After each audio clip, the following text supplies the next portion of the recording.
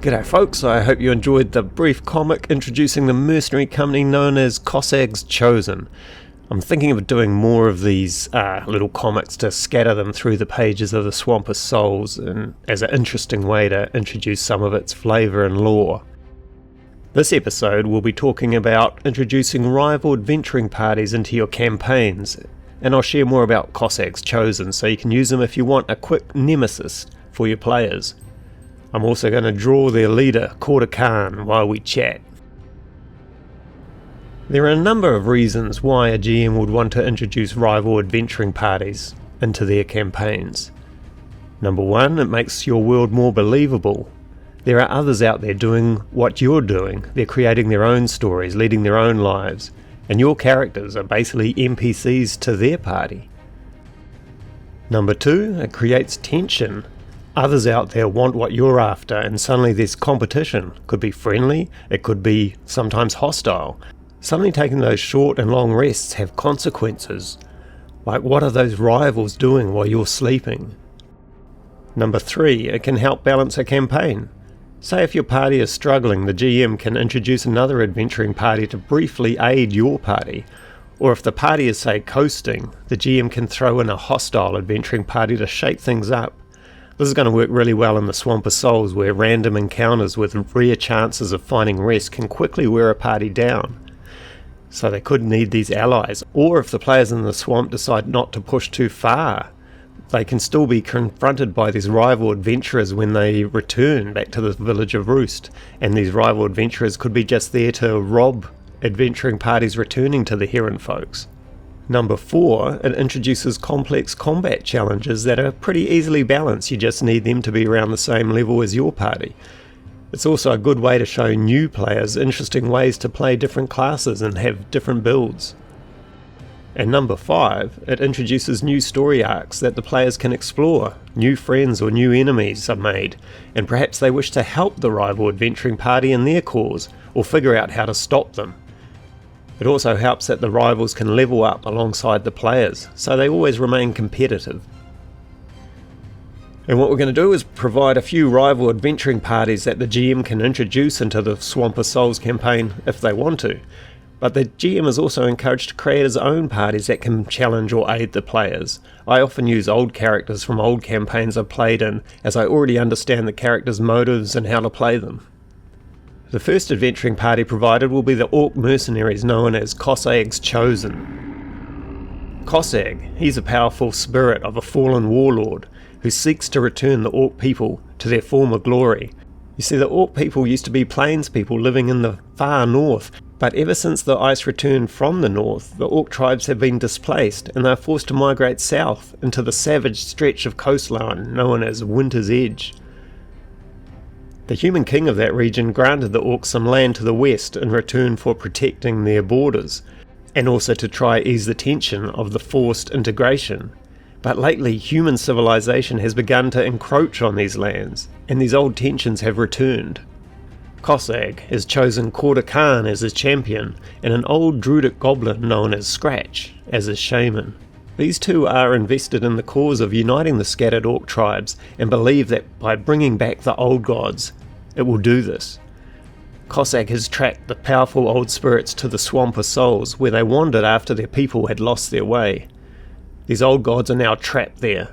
Some are even infused into the corrupted blight souls that roam the old swamp. Kossagh, Scratch, and an assortment of Orcish warriors and archers seek to find these spirits and release them from the misery of the swamp. Now, if that means taking them from adventurers who have already claimed them, then so be it. They will have visited Roost first and demanded to see the souls the Heron folk are rehabilitating there. Thus far, the Heron folk have not recovered any of the Orcs' old gods. The Heron folk, however, have promised to return the gods back to the Orcs if they are found, under the condition that they can first bring peace to the tortured gods. Kossagh, the warlord spirit, whispers to Kossagh that they do not need to be given peace, and that their tortured rage will help fuel the Orc people. Kossagh, he feels uncomfortable with that, and thinks Kossagh's indifference to the torment of the old gods is cruel, and he's inclined to trust the Heron folk. The party could encounter Kossagh's chosen at roost, where the orcs are tolerated guests, although there will be an air of brooding tension. Or they can meet them out in the swamp, where the orcs will demand to see what souls the party has recovered.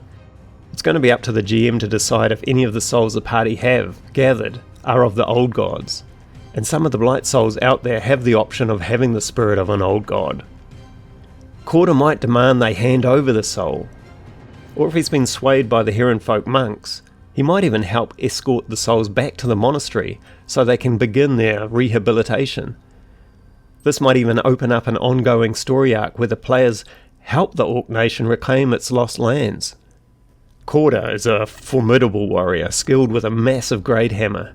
He's going to be a fighter with a subclass of champion, multiclassed with a paladin, and his build is geared around going for critical strikes, where he'll basically use all his spell slots to pour in divine smite damage. He overwhelms his opponents with a brutal opening onslaught using his action burst. And I'm calling that action burst rather than action surge just to avoid any future licensing problems. Old Scratch, he'll act as a druid, and he'll duck away while bringing forward a weakened version of Kossagh to help his mercenaries, all the while hampering Korda's opponents with his infest spell, and he'll be healing the great orc warrior from the shadows as well. The other orcs in the party are a mix of archers and warriors, some using hammers as a homage to their champion, while others will use bows to take out the spellcasters and those flanking Kossagh. Kossagh is generally going to be a few levels higher than the party, with Scratch matching the party's level, and the other orcs are lower level mercenaries designed to hamper and distract the party from focusing on Kossagh or Scratch. And I try simplify down these rival adventurers' stats to match their core tactics rather than encompass the wide range of options open to these higher level characters. So that's a brief look at the first rival adventuring party found in the Swamp of Souls, and it's going to be up to the GM if they want to bring them into the campaign or not. And if you'd like a PDF of this episode, we've actually set up a Patreon where we'll be adding PDF files and transcripts along with the art of each episode.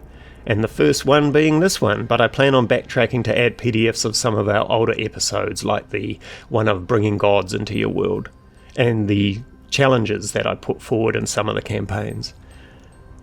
And also, because you'll watch right to the end, I'll tell you about the free adventure found on the free tier of our Patreon, The Docks of Deep Shore. It was the first adventure Lena and I created, and you can go to the link in the description to download it for free.